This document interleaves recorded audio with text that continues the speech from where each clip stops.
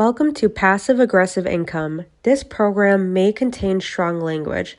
The content may not be suitable for audiences under the age of 17.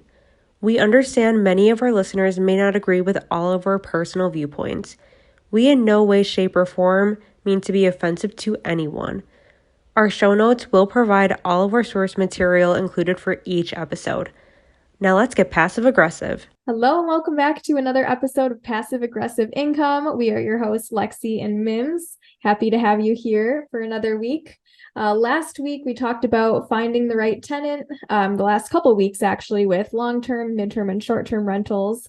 And for this episode, we are going to talk about how to have a seamless move-in when you get a new tenant, when you find that golden tenant. Let's get them moved in. We're going to talk about lease agreements, how to make them feel welcome, if there's any concerns that you have, and just prepping the unit. So let's get started. Let's jump in. Sounds good. So I'm going to be basically taking over this episode because we're going to be talking about long-term tenants. There may be a little bit of a difference when it comes to long-term move-ins versus short-term or midterm. So I'm just going to take over, and I hope that you guys are cool with that because that's just what it is. Yeah, I'll jump in, and I think a lot of these things will be somewhat relevant for midterm rentals, and I'll jump in and kind of talk about that as it comes up. But for now, Mims, if you want to take the lead. I shall. Okay, so your approved applicant said yes after the property tour and approved the move-in date and move-in costs. Now it's time to lock them in officially.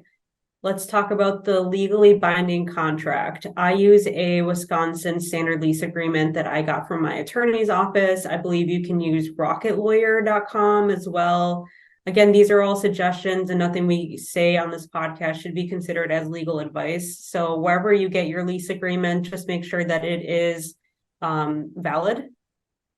While I use the standard lease agreement, I do have an addendum that covers the following: associated fees like late fees and NSF fees. And what NSF fees means is non-sufficient funds. So basically what happens is somebody makes a payment on the first. It takes a few days to go from one bank to another. And then within those 3 days, maybe they had all of their bills being paid on the first, and maybe they were paid a week before. So what happens is when you go into overdraft, or when there isn't enough money in that account, it comes up as an NSF because your account can't provide the money that you're trying to submit. So it's there when you are making the payment, but when it comes to the actual transfer date, it's not there anymore because you used it up on other bills or whatever the case may be. So I also have improvements, use of the premises, repairs and maintenance, utilities, subleasing. Make sure that you have something that says what your subleasing standards are. I don't have any subleasing in my anything allowed in regards to that. If there's going to be a leaser, it's going to be somebody that I'm putting in there. It's not going to be somebody that my tenant is putting in there. Insurance, warrant of quiet possession. So that just means that you are respecting the neighborhood, and this is a duplex or a triplex or whatever the case may be. You are making sure that you are respecting the quiet hours of that property. Surrender of premises and holding over. If you do not know what a holdover is and you are a current landlord, count yourself lucky because it is a bitch. We can get into that a little bit later on what a holdover tenant is. Notices, behavior, domestic violence, lawn care and snow removal. It's relevant here because we're in the Midwest, but if you're anywhere else like California or wherever that doesn't receive snow, obviously you wouldn't have snow removal on there. Use and care of premises, common areas, right to enter, illegal drugs and smoking, and owner and agent liability. So what owner and agent liability means is what me as the landlord is responsible for liabilities, what my insurance covers, and then what their insurance should cover. So renter's insurance goes into play when it comes to this. I always recommend renter's insurance. It's not required, but it basically covers everything that is in the dwelling and not the dwelling itself. So everything that you find of value as a person, like your TV, your I don't know, your bed, maybe it's like $1,000 bed or something like that. That is what's going to cover if there is water damage, if there's a fire, if there's a tornado that rips apart the building. It's going to cover everything that you own as a personal item. And that shouldn't be confused on what we would have to pay if something were to happen to the unit or the building. What we cover is the dwelling and liabilities as if you were to fall and slip. We do not cover what you would incur as damages to your personal property. Yep. And something to note, that's different if you are providing a furnished rental. If you are providing the furnished rental, then obviously that those items, your couch, your bed, things like that, belong to you as the owner of the house. So in that case, that's something that you want to be considering with insurance, is that those kind of things are covered. Great point. Yeah. You and I are on the different ends of the spectrum. So I'm really glad that you're here giving your insights as well, because they're really different. So I'm glad that we're the yin and yang is Yeah. essentially what I'm trying to say. Right. Yep. And then also, so that's, I guess, if you're booking off of a platform where you're just sending them a lease and maybe like any additional rules that you have. If you book through platforms like Airbnb and you have your tenants on like Airbnb or VRBO or things like that, they will cover insurance, they will provide insurance for you. I think it's up to like $100,000. Thankfully, I haven't had any damages that have caused me to have to go to them and try and go through their process. So I'm not sure how easy it is to actually get that money if your tenant like destroys your furniture. Hopefully I don't have to find that out, but at least Right. take comfort in knowing that that's something that they do provide. Right. And as a landlord, you should really look into insurances and making sure that you have everything covered. Nothing is too much when it comes to liability coverage. I think the more coverage that you get, the better. You're just creating a safety net around you. And it's just really important, especially when you're protecting your properties, but mostly yourself, because you could get sued. I have all of my properties and LLCs. So it's basically another layer of protection after that. So moral of the story is protect yourself as much as you can. Yes, absolutely. And that's actually kind of a funny point because Alex and I were sitting here last night and we're like, we've put a lot of money into renovating this house and we have not updated our insurance policy to reflect that. So that is on the to-do list. So Yes. that's a good reminder. Thank you.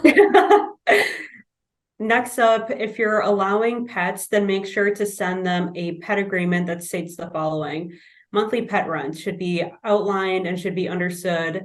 The non-refundable pet fee, if you are charging that, the pet's name, weight, breed, color, and gender, just so that whenever you go into the unit, you know what you're dealing with, like a mastiff, rather than a tiny chihuahua. And then you will know that that person is supposed to have a 10-pound chihuahua instead of a Dalmatian. You know what I mean? Right, for sure. Yes.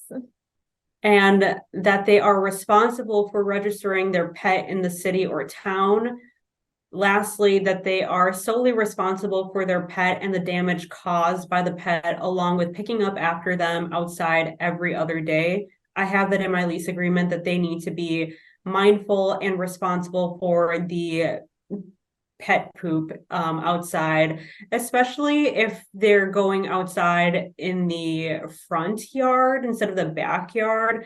The city will fine you, and sometimes they even call the actual landlords or the building owner to say, hey, this property isn't being taken care of. There is animal feces outside. If it's in your lease agreement, you can always go back and say on line 7, subject D, you can clearly see that there is animal refuge needing to be picked up every other day. and you can give them a lease violation if that is a consistent problem that they are causing. Yep, and that's also reminds me, it's sort of the same thing with like lawn care. If I know in Wisconsin, or at least when I was renting, as a tenant, I was responsible for mowing the lawn. In Minnesota, that's on the landlord, so we can't make tenants do snow removal or lawn care or anything like that. That's on us. But if you are in a state like Wisconsin, making sure that like that is very clearly outlined in the lease what their responsibilities are. Yeah, for our duplexes, the lower tenant is responsible for the lawn care and snow removal. For side by sides, we have, one tenant on here, and it's very much split. So there isn't like obviously it's outlined in the lease agreement, but it's common sense on who takes care of what.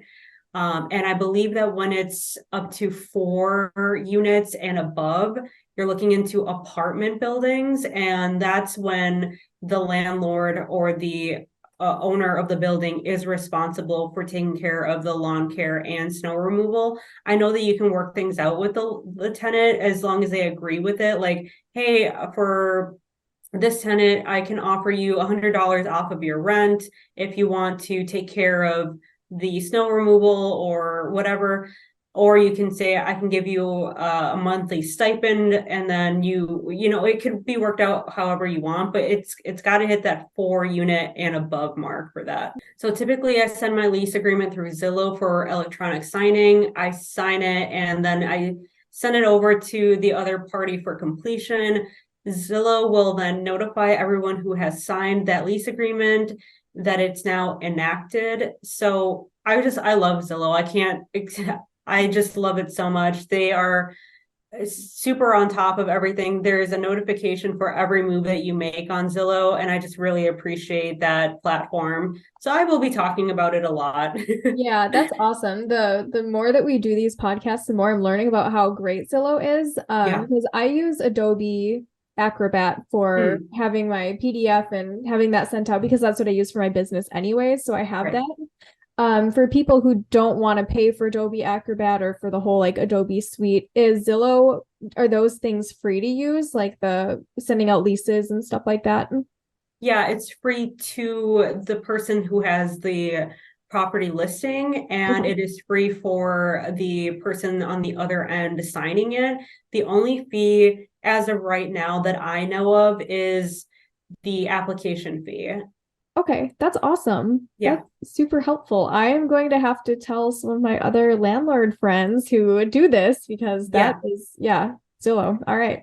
I know. And like, I've had to help a lot of other landlords that had just gotten their first property, that really have not experienced anything as far as even knowing how to create and send a lease, or just the small things. And when I've told them about Zillow, they were like, Zillow? They've never heard of Zillow. Maybe they did hear of Zillow, and they were like, I can't believe that Zillow has all of these different things that you can do on there. And I'm like, yeah, I die by Zillow. So yeah, that's awesome. if you are not using Zillow, sending them through a PDF form to their email to print, scan, and then email back to you is another way of doing that. A little bit more old school, but it gets the job done either way.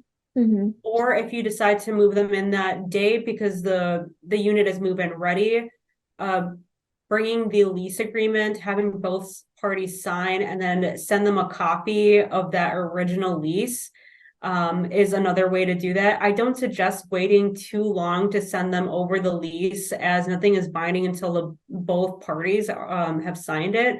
So let's say the move-in isn't for another week. I wouldn't wait for the lease signing until the move-in day, just because you're leaving everything up to chance at that point. Right. At that point, the tenant can always back out, and it's just not a good feeling when you've been holding your unit from other people looking at it, and suddenly that income that you're expecting just disappears. And then you have to start the whole process all over again. And, you've lost potentially a really good tenant if you did it all right. So the sooner you can get everything done, the better. Yes, exactly. And one thing I wanted to add before we move on from leasing, in my experience doing midterm rentals, so if you aren't familiar with midterm rentals, go check out our podcast from last week because I do a whole deep dive into what that means. But I will send a standard Minnesota lease because I'm in Minnesota. And then similar to the addendum section that you mentioned, a whole list of things that you talked about, I will also send them an additional document, which is just like an additional rules document.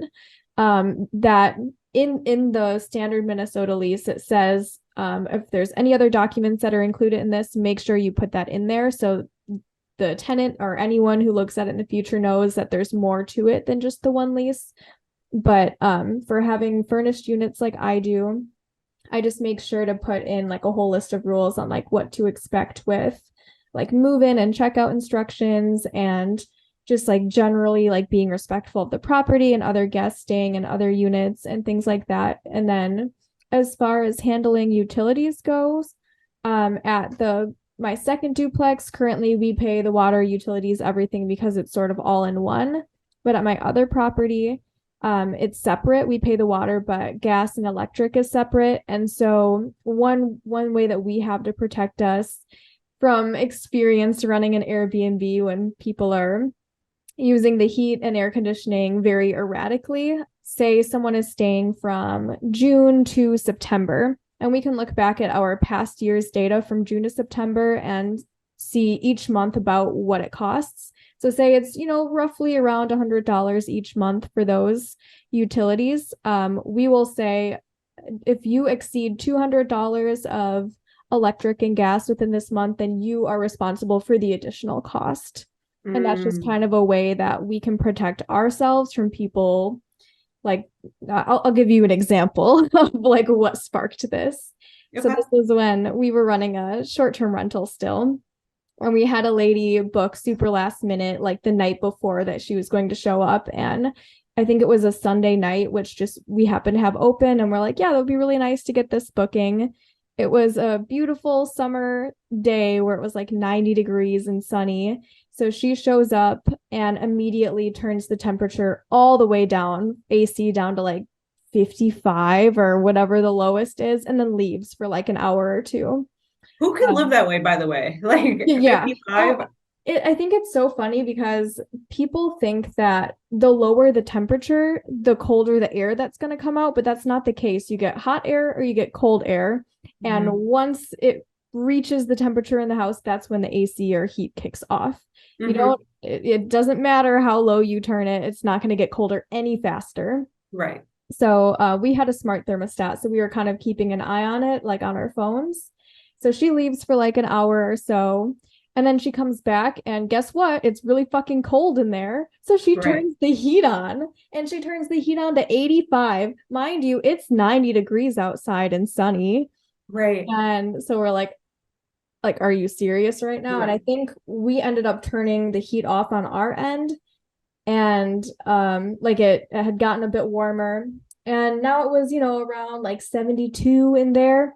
Turns the AC back on all the way back down. And we were fighting with her that whole night, AC to heat to AC to heat. And after that, after she left, we went into a smart thermostat and put a lock on it. So you can't turn the heat on if the AC is on. You can only have the AC on or you can only have the heat on. You can't switch back and forth. And we can keep an eye on it. So I guess that's sort of a good tip for landlords. If you are responsible for the utilities, get something like a smart thermostat where you can keep an eye on it and you're not just wasting money because people don't know how to work their heat. Right. Did that person say anything when they noticed that? No. Nope. It was just a silent fight back and forth for the whole day that she stayed. Oh my God. That seems very passive aggressive. It was, but we're like, she's only here for a day, so we will get passive aggressive about it and then learn our lesson from that. Right. Let's move on to the move-in email.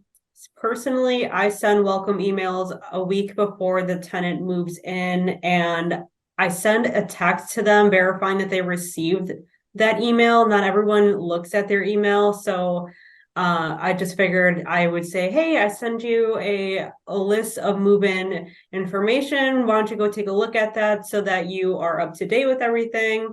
Not every landlord does this, and I think that it provides the start for open communication.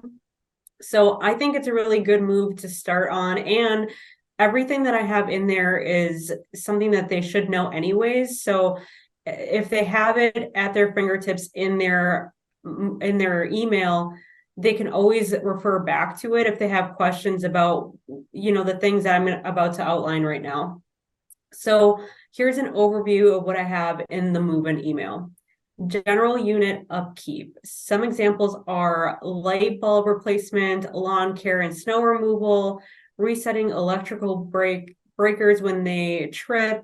A lot of people, I've gotten a call once or twice saying, hey, my light in the bathroom turned off. I don't know what to do. And I'm like, okay, well, in the basement there, can you go see if the electrical break tripped, because it does that, and it's 100-year-old house. I live there, so I know that it happens. And yep, they just went to the basement, flipped it back on, and then that was it. So making sure that you have what they're supposed to be taken care of in there, so there isn't no back and forth of, well, I didn't know I was supposed to do this. I didn't know I was supposed to replace the light bulb when it went out. Like, common sense would say you should have known that, but I'm going to actually write it out and let you know myself. Landlord required upkeep that they need to notify us about. If there is water leaks, this is a big one that they need to notify you immediately. I have had water damage that I've had to completely replace, and because I was never notified that there was a water leak, and the tenancy was for 4 years. Oh no. So I don't know when it started, but I know that it was going on a long time. And I paid the price for it, essentially.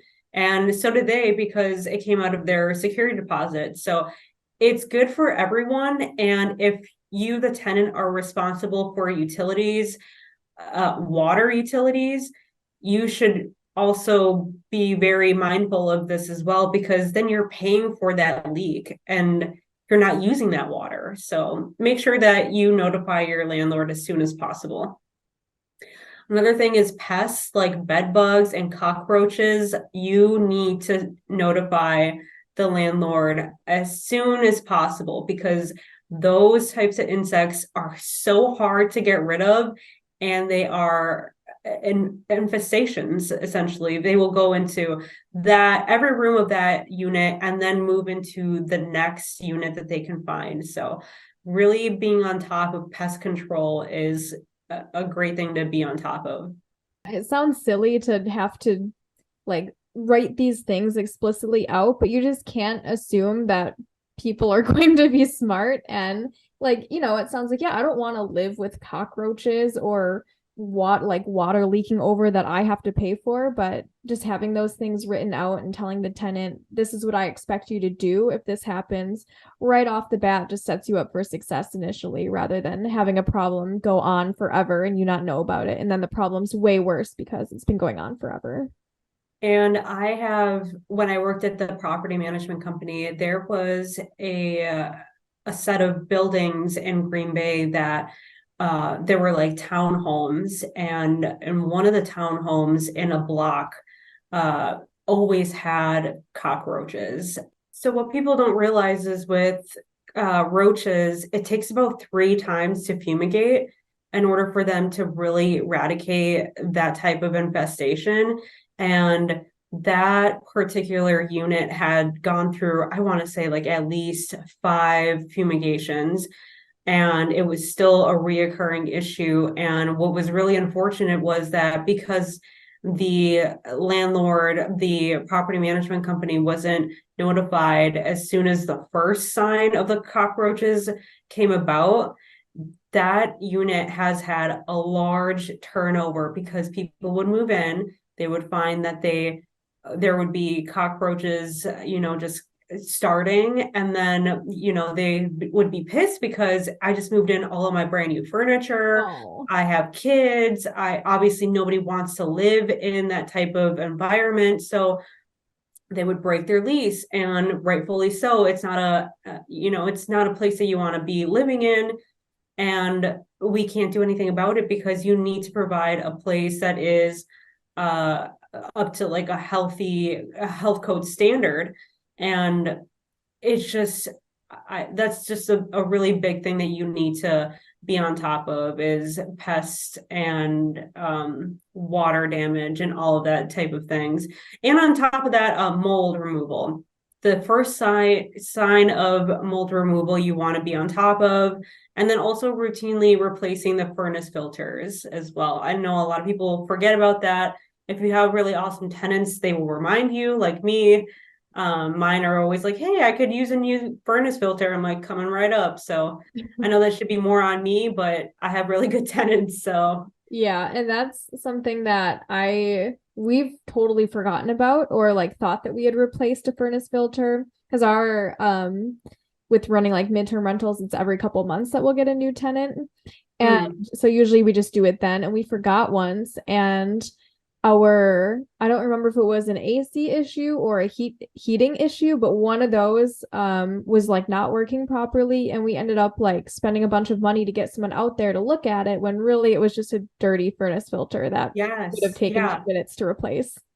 And for those that don't really know what a furnace filter does, it's like the furnace is, when it's that clogged, it's like drinking out of a really stuffed up straw, essentially, is what that's the same effect. So you want to be on top of replacing that, and maybe have it on automatic on Amazon, where it just automatically ships out to that property. It's a super easy way to get that done. Everything is on automatic sending anyway, so you might as well do that if you're a landlord.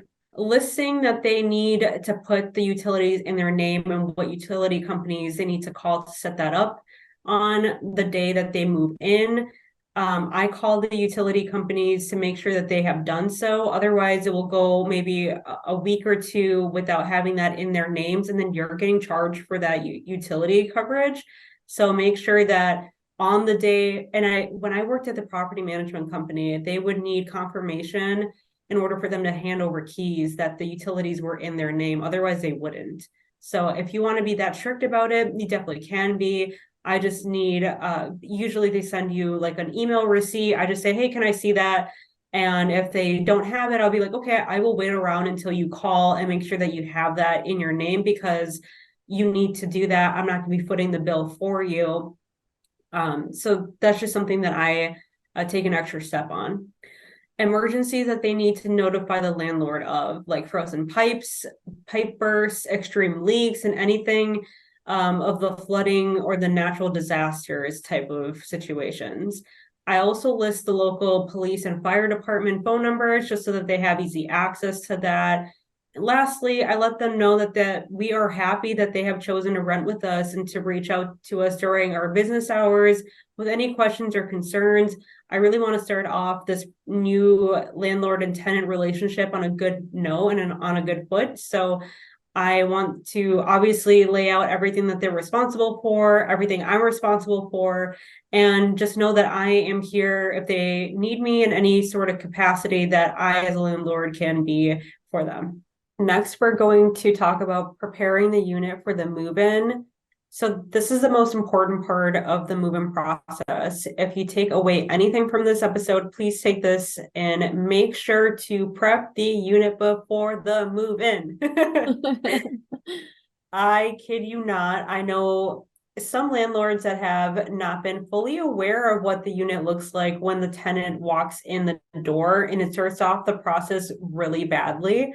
So making sure that you know the exact condition that the unit is in is you holding your end of the bargain. It will avoid legal proceedings in the future. This can trigger break leases and potential legal penalties if you do not provide a unit that you promised. And here are some things that have happened when a landlord doesn't take the time to do a final walkthrough before a move-in. If you planned a unit flip meaning that the unit had to go through a cosmetic or general maintenance. You need to make sure that everything is done on time. The worst thing is when a tenant walks in and the unit is still under remodel and not ready for the people to move in. This causes a ripple effect. They may back out of the lease agreement, or they may have to find lodging in between that time, which they may ask for you to pay due to the inconvenience, which you rightfully should, because it's not their problem, it's yours, because you had a deadline and for some reason you weren't able to keep it. Another scenario is having a holdover tenant. This is something that isn't in your hands, it's out of your hands completely. And I can go over that when we go through move outs on a different episodes. But in a nutshell, a tenant could decide last minute that they are no longer moving and that they aren't packed and completely still occupying the unit. If you don't catch this as soon as possible, you will have a hard time with damage control. And like I said, this is a whole episode in itself. So I will go over a holdover tenant situation. I have gone through a ton of holdover tenant evictions and situations. So that is a lot of information that I can't put into this episode. Lastly, the unit needs to look pristine and in the best condition it can be possible. Having the previous tenant's belongings left behind is a no-go.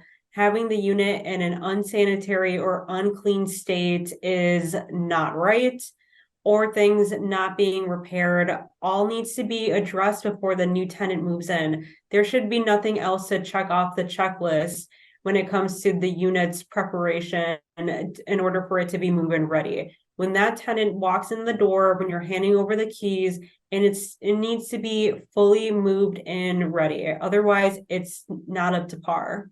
Moral of the story, be on top of the unit's condition before a move-in. Hire contractors for the remodel or repairs and track their progress if you're not doing it yourself. Hiring the cleaning out if you're unable to do it yourself, and make sure to do a final walkthrough before the move-in.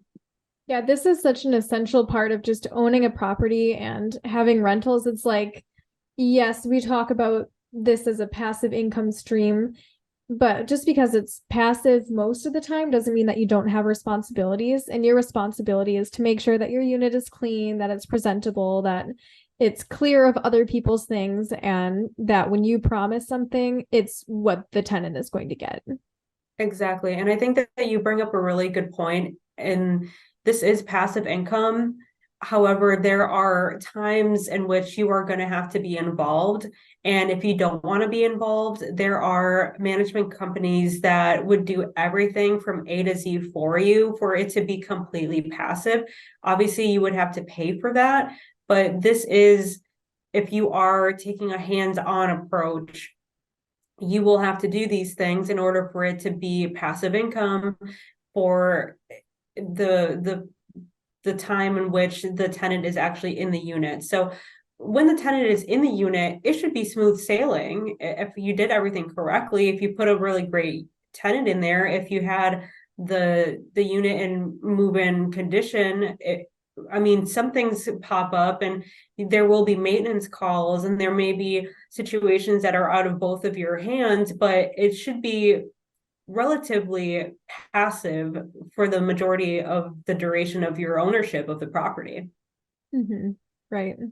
Next, we are going to talk about welcome baskets. So this is my favorite part. I love shopping, so I really go hard on this. The final step is the move-in day. And on the move-in day, I am present with 2 copies of the keys, printed out move-in inspection forms, and a welcome basket. So let's talk about the welcome basket real quick before we wrap up. I personally do this for all of my move-ins. It's definitely not a requirement. I just think it's a nice personal touch.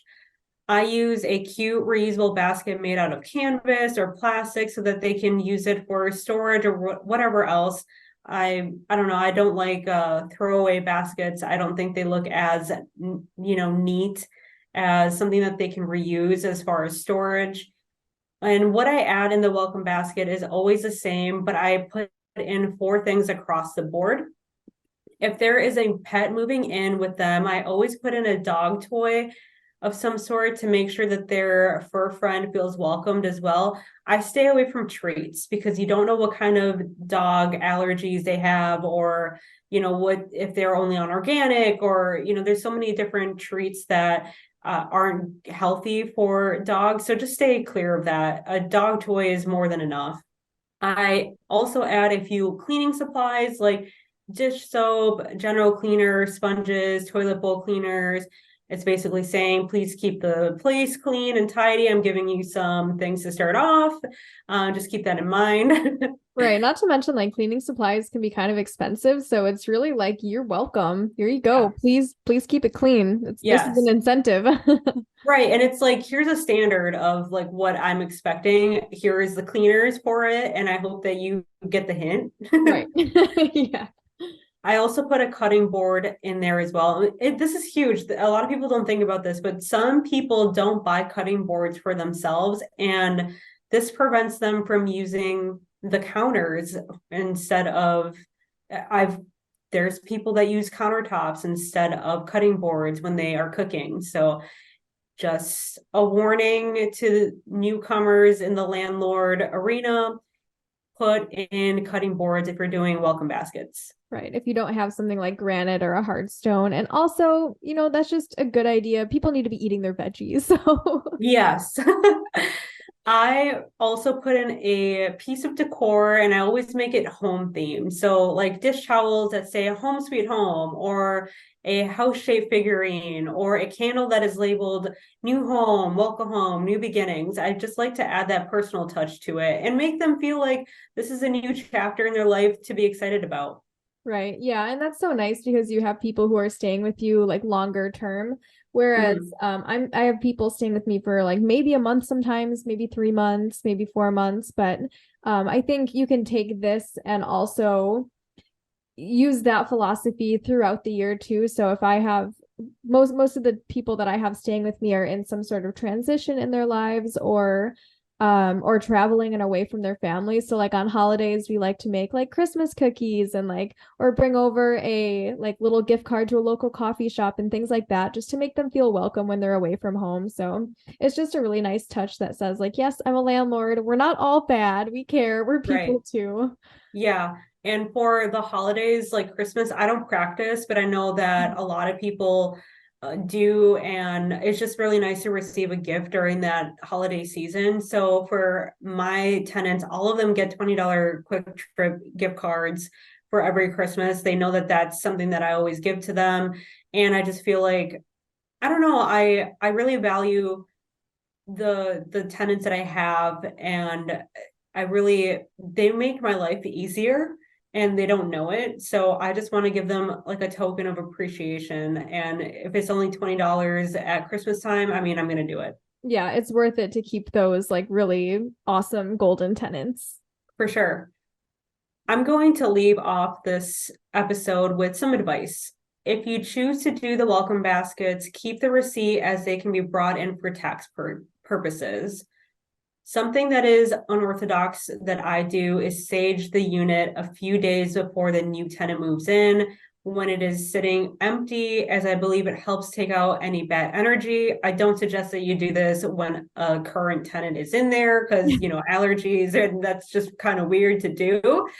But I do it, and I've done it after bad move outs, and I'm gonna knock on wood, but after I did that with the last bad move out, I got a really golden tenant that I completely love, and she seems very long term. So I'm super happy, and I really believe it works. Yeah, and if anything, it's a nice ritual for you to like move on from the Yes. bad, shitty things that you had to deal with and start fresh. Yes.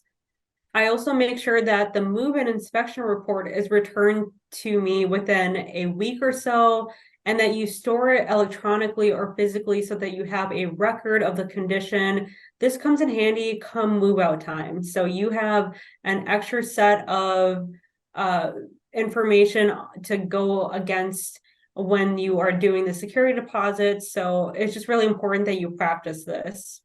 I compile all of my current tenants' information on a spreadsheet so that I can have it stored all in one place. I grab their phone numbers, email addresses, emergency contact information, birthday, and current employers information. This is important to have as you will need it throughout their tenancy, obviously. And if it comes to an eviction or collection, these things are essential for you to plug in for that if you came across the situation. Also, I highly suggest not taking personal checks as they bounce. When I worked at the property management company, we only received money orders or cashier checks if they were adamant about paying in physical payments. They actually hold the true value of what they are paying, as a personal check just is like, if it's in the account, that's great. If it's not, then you're fucked. But that's it on the advice. I do have a resource that I'm going to have in the show notes. There is a landlord tenant guide for the Wisconsin state that covers the big and important items. So like I said, it's a guide for landlords and tenants, their rights, regulations, and anything else under the sun. It's a really good resource for everybody to have. Awesome. Well, thank you so much, Mims. That was really helpful. I love the advice. I love the personal anecdotes that you've learned over the years. I think that's super helpful for any new landlords and for tenants, again, who are moving in and maybe renting for the first time and kind of just need to know what to expect. So all really good information. I appreciate you taking the lead on this one. Of course. Thank you. And then for next week, we're going to have, as it so happens, we're doing a move-in for this week. Next week, we're going to do a move-out. It's going to be as thorough as this episode. So we hope that you jump on next week's episode as well. All right. Thank you guys for listening. We'll see you next week. Thank you. Bye. Bye.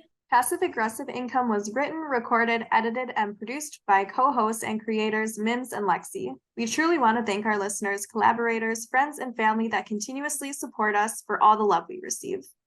If you enjoy our show, please give us a glowing rating and review on Apple Podcasts and Spotify. Also, follow us on Facebook and Instagram to see what we are up to. For any inquiries, please email passiveaggressiveincome2023@gmail.com. Episodes of Passive Aggressive Income are available wherever you listen to podcasts, so make sure to subscribe and like us on your favorite streaming platform.